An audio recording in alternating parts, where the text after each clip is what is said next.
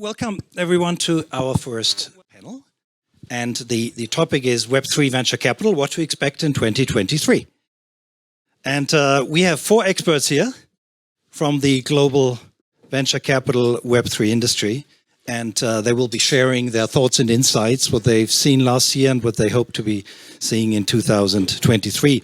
And as VCs, all 4 here are at the forefront of this transformation, identifying and investing in the most promising business models out there. And I'm honored that you are all with us today and excited to hear what the future holds for Web3 venture capital. Let me start with Yatsu. Yatsu is, you're probably best known as the co-founder of Hong Kong-based Animoca brands, one of the earliest and most successful investors in NFT technologies, like CryptoKitties, OpenSea, and Dapper Labs. Animoca Brands is on a mission to build a giant stakeholder system to drive the development of digital property rights forward. Welcome, Yat. Patrick, I have a certain order here, so I'll jump you and come back to you. Patrick is the co-founder of Tioga Capital, a very prominent Belgium early stage venture capital firm. He's also been a founder twice, a very good friend of Blockchain Founders Group, and welcome, Patrick. Thanks for having me. Moving on, the best is yet to come. Moving on, Olaf is the co-founder and chief investment officer at CVVC. So it's a home game for you here in Switzerland. One of the earliest VCs in Switzerland. I have to turn around. Sorry, guys. You only see my back here. And they helped term the coin Crypto Valley here for Switzerland as the earliest investor in the blockchain infrastructure. He also worked, Olaf, you also worked for JP Morgan for 20 years. You've also been a founder, so welcome. And last but not least, we come to Pranav Sharma. Pranav, you're the co-founder and managing partner of Woodstock, a research-driven Web3 investment firm from India and Dubai, with over 65 portfolio companies so far. Pranav, you believe that 3 big megatrends will make the success of Web3 unstoppable. So thank you very much to all of you for being here.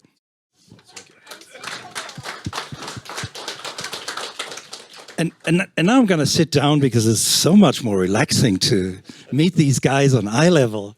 So Yat, let me start with you. You've been in this business for quite a long time and you've experienced several crypto winters already. You invest in 2018, you invested in Sandbox, if I recall, 2018, 2019? Actually, we acquired Sandbox. Sorry? We acquired Sandbox. You acquired Sandbox. How does the current climate now compare with back then in 2018? Right. So, I mean, first, just to clarify, we're not your typical VC because we're not a fund, right? And so everything we've done, we've invested out of balance sheet. So the way that we approach it is slightly differently. So we have a different lens and a different horizon to it. And so the principle we think of it is if Web3 is what we believe the next iteration of the internet, then the strategy of our investment is based on, well, what would we do if we could go back in time and had actual capital? So that's kind of the approach we took there. And that explains why sometimes we make investments, but oftentimes we do acquisitions and then we spin them out. And that's what we did with Sandbox. But to explain to you, we're as an operating entity, basically what the difference is, 2018 and 2019, it was like a crypto ice age. If this is crypto winter, then that was ice age. Because it was a flight, a flight to fiat.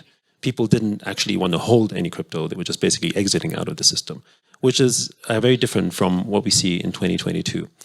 The other thing is that the utility, and so there's a distinction we make between crypto Wall Street, which is I think what many people have looked at in the past, particularly with the beginnings of Bitcoin, versus crypto culture, which is where we are focusing with NFTs and gaming and media entertainment.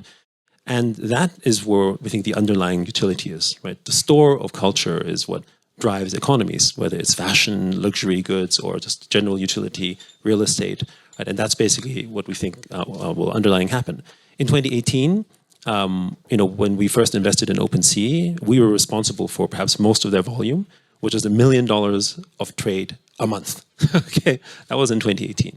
This year, last year, the whole year of 2022, despite the fact that it is a bear market, for 2022, over $21 billion of NFT volume was still traded. And the big thing to note is that while the value has dropped, because the currency value has dropped, the actual transaction volume, and so for instance, the Bored Ape is still about 70 to 80 ETH. That hasn't changed much, but of course the price of ETH has dropped a lot. So we're bullish. I sort of take Anthony's perspective in terms of go. And the other thing is, in 2018, 2019, one of the reasons why there was skepticism is none of the regulators were looking at this, in part because they don't want to validate it. Right? It's one hand you could say regulation is problematic. On the other hand, the moment you regulate it, you actually give it credibility. You say this is a real industry. We have to deal with this. And actually, in last year, there were a lot of moves, particularly in Asia, to legitimize it. In Japan, the Prime Minister has made Web3 and the metaverse his national agenda item. In Hong Kong, they came up with a virtual asset policy, and 2 months after, launched a Bitcoin and Ethereum ETF on the Hong Kong Stock Exchange. Right? And I think the undertone in this is Hong Kong wouldn't do this without the permission, of someone else. So consequently, we're very optimistic, but I think there is also a narrative that's different between what we see in Asia versus what we see in, say, the US. Thank you very much, Yat. Pranav,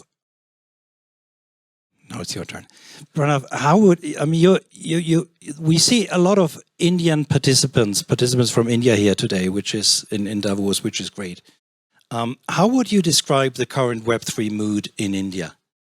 I think one thing to clear off on this table here is that India did not ban crypto ever. So this is something which has to be off the table. That means India has taxation regime. That means it means that that crypto is acceptable, right?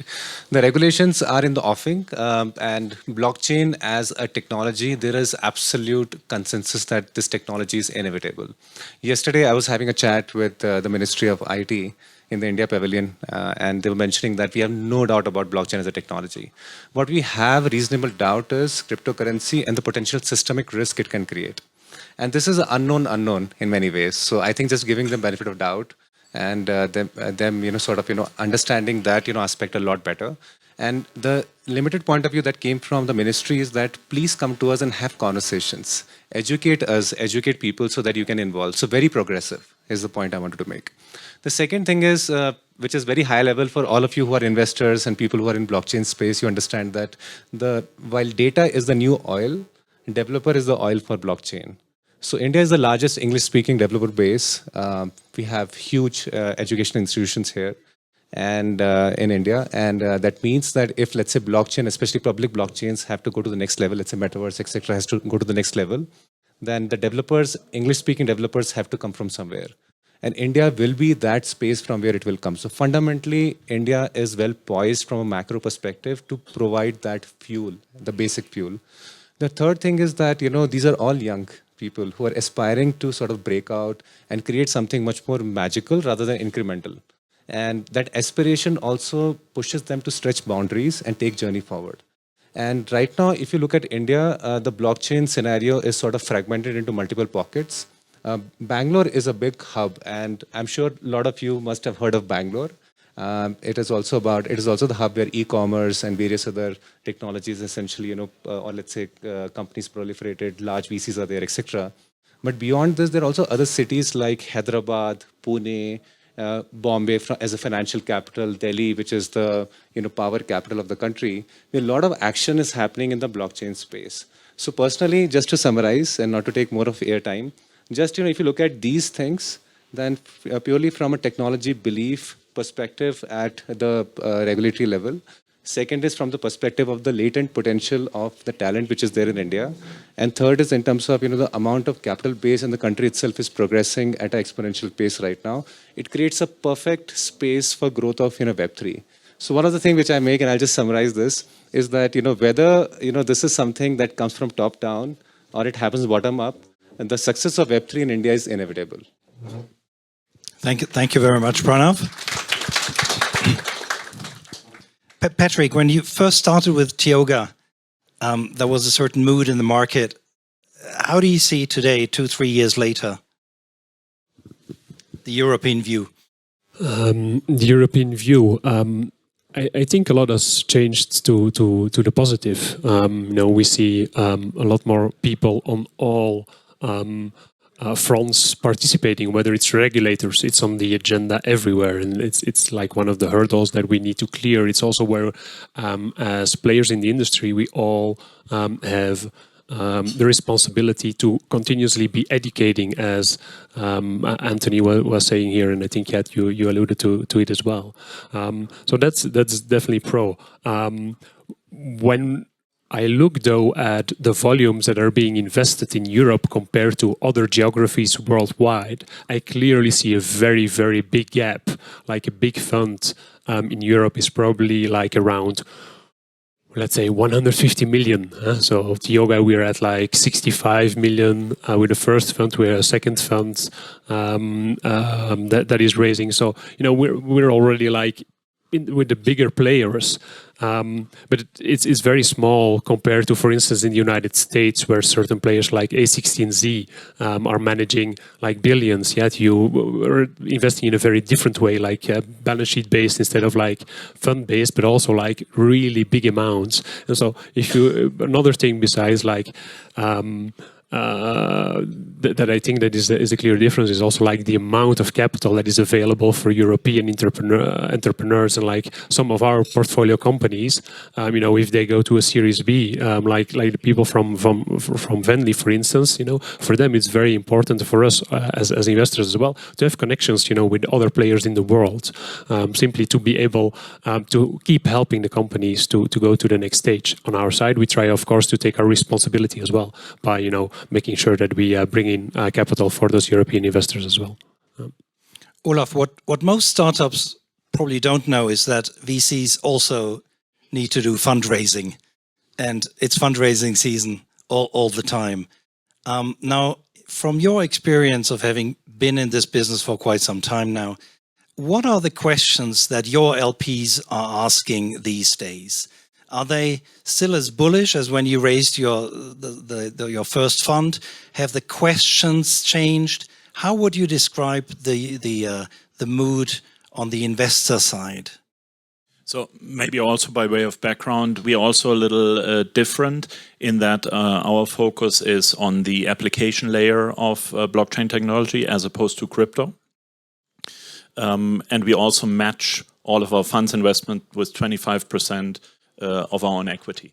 So the discussions we have with the investors, I think, is twofold. One, you always have to explain that dimension and that differentiation, right, between, I would say, start with currency as a use case, then layer one, and then the application layer, and how different that is also from a risk-reward perspective, from a managing the asset perspective.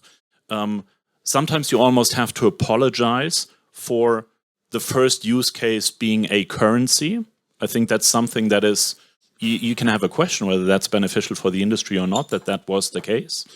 On the positive side, and obviously the other challenge in Europe is the one that you laid out, which is the risk appetite for venture capital in general, and then blockchain and crypto in specific is totally different here, on the big capital allocators compared to North America. Now, on the positive side, in particular in Switzerland, but also in other areas of Europe, I think there's a more long-term oriented mindset, right? And there's more of a perspective of, should I say, well, you know what, if we assume it's the peak of the downturn in the next 6 to 12 months, for example, like Y Combinator has sent that message to their startups to prepare for that, that also means it's the peak opportunity for investors, right? The question is it 6 or 12 months, or is it 12 to 18 or whatever? And I think in Europe, in particular in Switzerland, there's more of that positive mindset discussion to be a little anti-cyclical. Quick anecdote, and then I'll shut up. So I was a corporate finance investment banker for 20 years, of which 12 or so in Switzerland. Our best years on deal flow and M&A with Swiss corporates was always when it was the worst years, because the Swiss corporates like to invest anti-cyclical. So that's a positive that we're seeing right now. Yeah. Yeah, it appears that when you look at the deal flow, there are many teams who are working on exactly the same solution. What do you base your funding decision on when you look at a team? You have the same ideas, 10 different teams. What is important for you that you look out in a team? Well, I mean, I think one good example, for instance, is blockchain gaming, which we're sort of a big investor in. Of the 380 plus portfolio companies, we've invested in 130, basically that are sort of games related. And the parallel we take on this is that we first think of generally, are they good community builders? Do they believe in the ethos? Do they understand Web3? Those are obviously some obvious things. But the reason we make investments in that style is because actually they all enhance the network effect of the ecosystem that we're building. So if games basically are containers of these communities, then actually what happens is that when they join them, they just add value to the network, broadly speaking. Right? And so when you look at the existing gaming ecosystem, like in the traditional gaming world, you don't have 1 or 2 or 3 games. You might know of the big games, but actually the gaming industry, which is a $200 billion plus industry, consists of hundreds of thousands of games.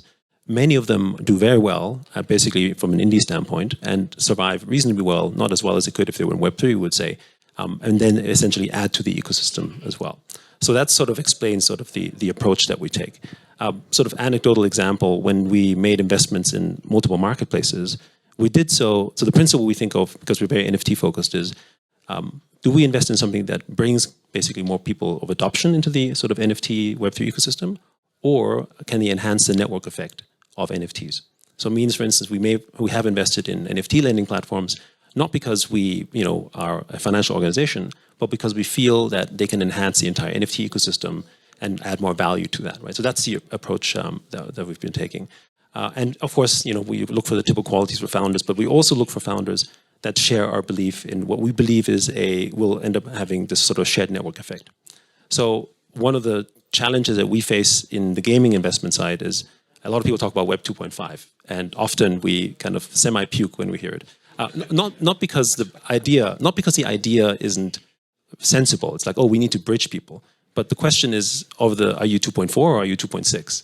Right? Because there's a lot of traditional gaming companies that look at Web3 gaming and say, I want to make money like Web3, but I want to have control like Web2. Right? So that's what we want to stay away from. We prefer to, but we do appreciate that to onboard, you need to have a thoughtful approach. So the mindset and the personality of sort of the founders and their ethos have to have a shared philosophy, shall we say, right? And that's perhaps the most important thing, because then we can give them support. Because if we are philosophically sort of not connected, it doesn't matter what we tell you. You listen and then you just do something completely different, which we've seen. Which is the reason why in the early days we've done a lot of acquisitions. Because even if we had philosophically aligned entrepreneurs, the risk to switch your business was just too difficult, right? And in the physical world, the traditional world, right? You already have, my mind is somewhere, but you already have these type of, you might call them buyout firms, right? Or that's what Carlyle does, right? They buy companies, they restructure, they do stuff, and then they basically make them ready. You don't have a lot of that in Web3. I guess maybe there's a parallel with us in that way. Pranav, your fund invests both in tokens and equity, and investing in tokens has gotten a sort of a bad rep recently because of many failures. How do you feel about it? Are you still as bullish and determined to invest in tokens as well as investing in equity? It's a great question, and probably I'll take some time to, let's say, go deeper into this. So I think for the audience here, let's say, who does not understand why tokens and let's say, why equity, and of course, why equity is understood much better. The reason is very simple, that you're building networks, and networks require incentives. And essentially, some of these networks also require to be protected against, let's say, forking, hack, etc. They have to be more stable and sustainable, consumer grade, institutional grade in a way that eventually they live out, even if the founders are not deeply involved in terms of running them. So there has to be certain value attached to some notional value to these assets which are there, and these tokens create that possibility of these assets to be sort of traded and shared with various constituents and various counterparties who are necessary for building that and taking the network forward. So speculators may be a starting point, and that is the reason that somewhere tokens are associated more with the speculation activity. But eventually the networks, as they mature, it is more about them being used as a ticket, literally for a use case, or for certain purpose for governance of those networks. So this is about tokens, equity, etc. is well understood. I'll not make this theoretical from that point of view. So as a fund, we truly appreciate that there are certain spaces where tokens are more apt as an instrument vis-a-vis equity as an instrument. And I use the word instrument very consciously because these are instruments to create value for the various stakeholders. And as these networks flourish, essentially it also creates value for, let's say, investors like us who participate into these tokens at various stages. So when I look at, let's say as an investor, when we look at, let's say, token versus equity, we look at it from a first principle. So that is one response. The second thing is when we engage with founders, we ask them that, why do you require a token? Most of the founders, they are sometimes advised poorly. And let's say even, we had, conversation, different panel, earlier in, let's say, Dubai long back. They're advised to issue tokens. But the thing is that, it's a one-way street. If you'll end up issuing a token without getting a product market fit and a model which can eventually take the network forward, you're creating a major risk on yourself because it is irreversible. And then merging tokens, having 2 tokens, 3 tokens, etc., it's a downhill journey. And as a founder, you'll end up losing your reputation. So one of the advice which we give to the founders is that be very sure that when you're issuing a token, you need to have a product market fit, a reasonable scale, and take it forward. I'll just give a concrete example to land this point, is that, one of the largest, I would say, media companies in India, they were like, token was issued by, let's say, Chingari, which is an application in India. So why should we not do it?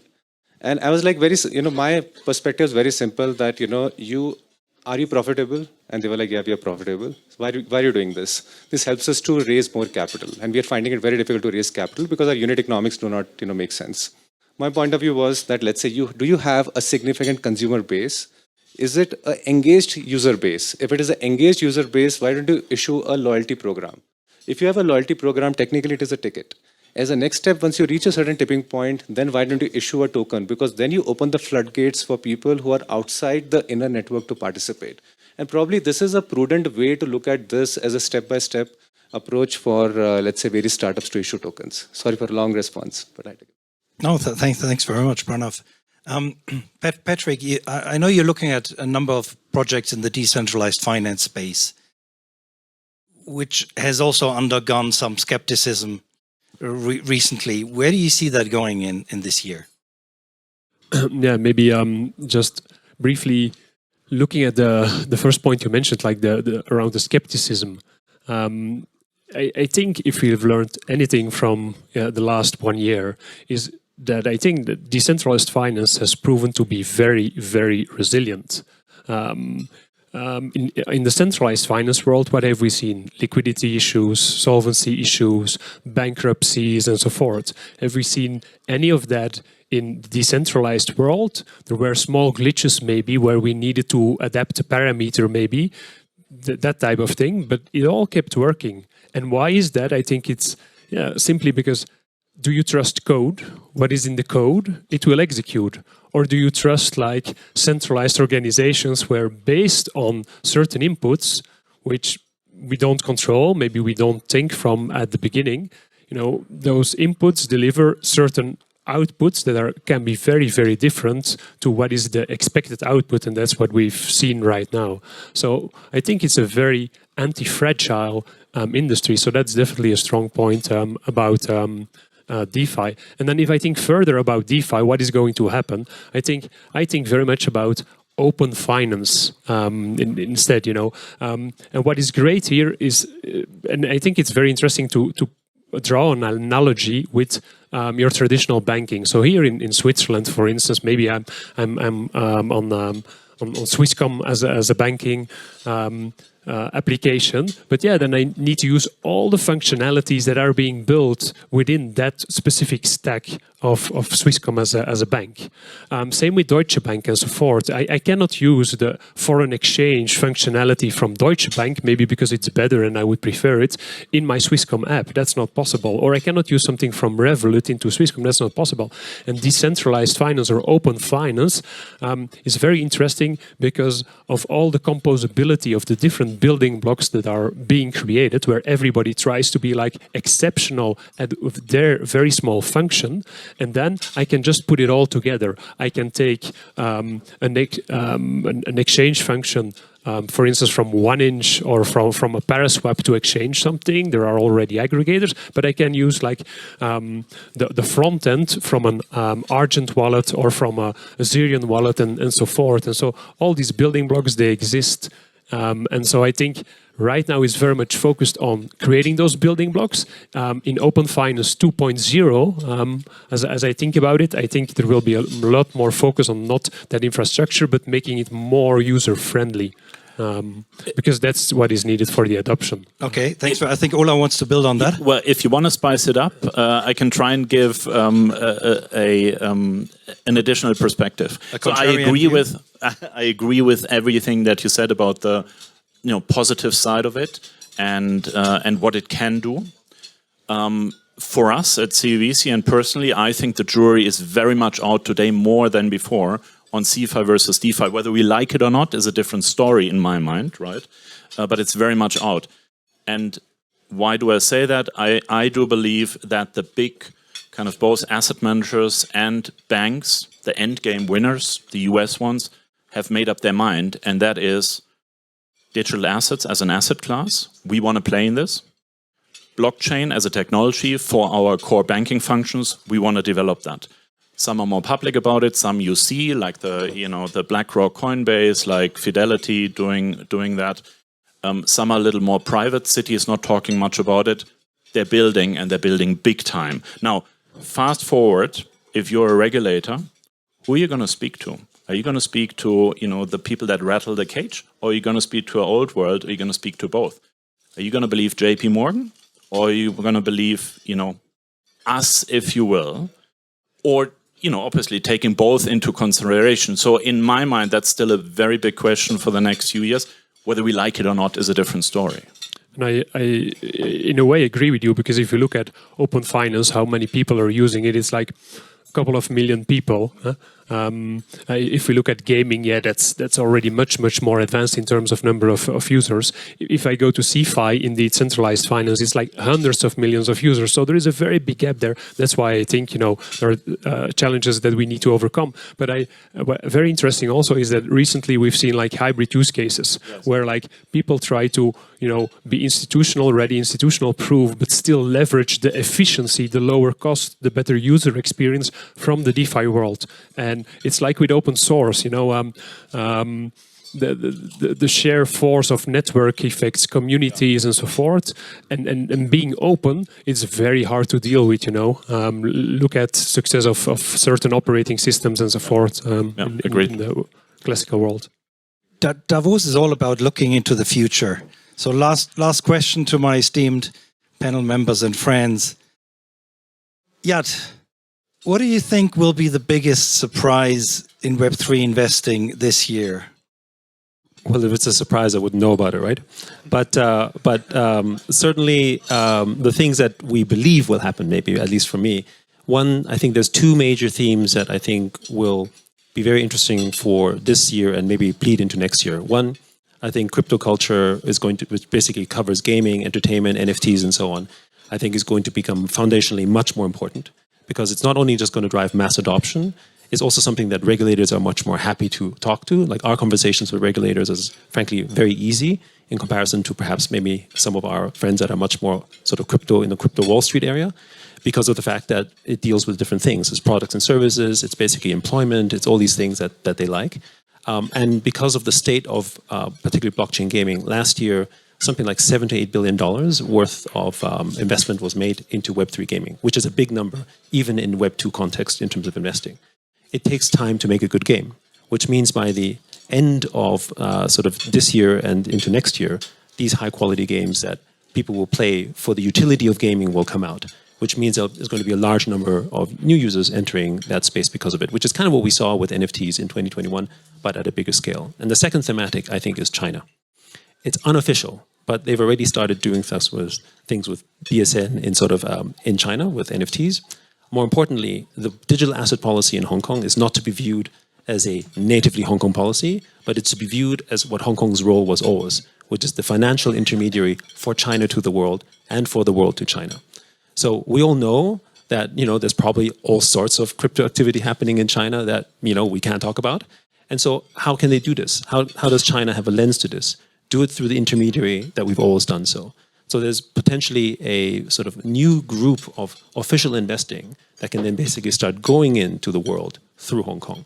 And the fact that Hong Kong has moved so quickly, really quickly, is sort of a demonstration of that. I think it's not a topic that most people talk about, but we think is going to be probably responsible for a lot of the growth in 2023. Certainly we hope.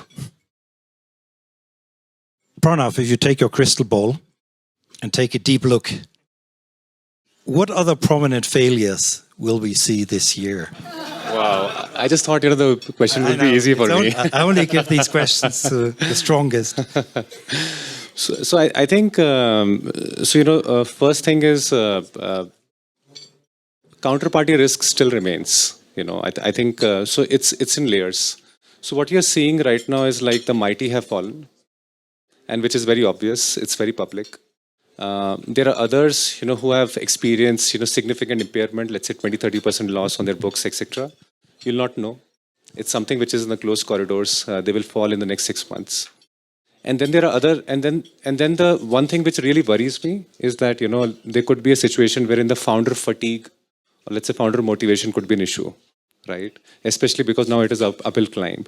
So the counterparty risk and the aftermath is one thing which I see definitely as something over the next 6 months will be a very important thing to watch out for. The other thing would be that, and we were having a chat, here is that, let's say, there are outliers in the ecosystem who have done exceptionally well. Let's, few names like OpenSea, let's say in NFT space, or let's say you have Aave, etc. And then there are other, founders who are solving for very simplistic problems. There is an air gap. And this air gap needs to be filled by either incumbents who have become successful, or let's say even investors like us, or maybe mentors or other people stepping in so that this air gap is filled. And unless this air gap is filled, the industry may not sustainably mature. So this is the second, thing which I see from a gap perspective. The good part is that a lot of people are coming together, and the thing is that blockchain as a technology is undisputed. Definitely there are a lot of money which has poured in, so there is also interest, vested interest to see it, becoming successful, etc. The third thing is convergence with other technologies of blockchain itself, because this is about consumer. Ultimately, this has to be about faster, cheaper, better. Like in Wolfgang, we have interaction always about.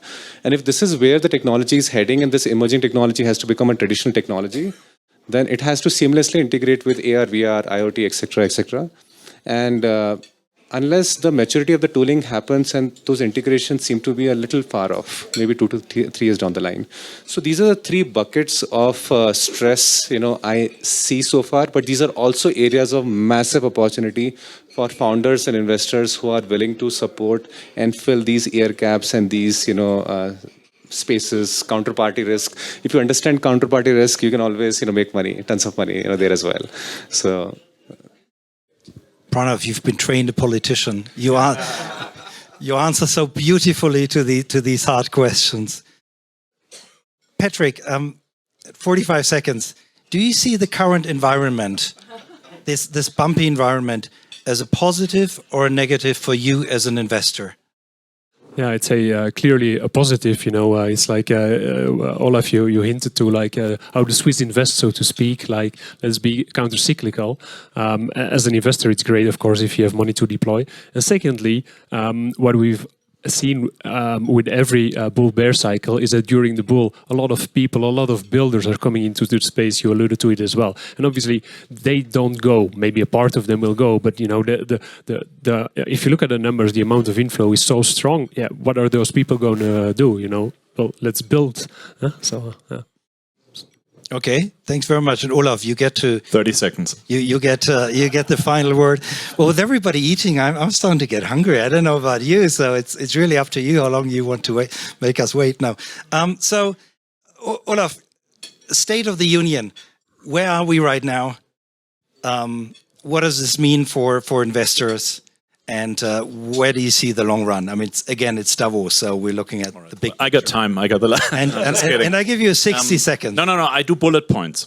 And I just leave a few ones. So first of all, from an investor perspective, VC perspective, the speed of innovation that we see in the world has never been as fast as today, will never be as slow ever again. So buckle up is the first one, right? In terms of, as it relates to our sector, I think the next 2 years will be era of adoption. I already talked about financial industry and the big players there. I think on the corporate side, Web3 and NFT is the entry-level drug. We all thought maybe it would have been supply chain 3-4 years ago, and it wasn't. But now when you look at the top 100 brands, shit, I'm not talking bullet points, I'm sorry. Right, entry-level drug for corporates. One to watch clearly, which is, I think, in most people's mind by now, is AI and blockchain and how that can cross-benefit and each other. A big one on our side is way too many L1s. There's going to be a higher failure rate than in regular venture capital in L1s, because you just do the math, you don't need that many. Plus, on top of it, quantum computing and L1 for us still a big question out there. What does that mean? Have we even seen the end game winner, or is it totally new structures there? What else? Those are the big ones. DeFi versus CeFi we already discussed. So those are the ones on our mind.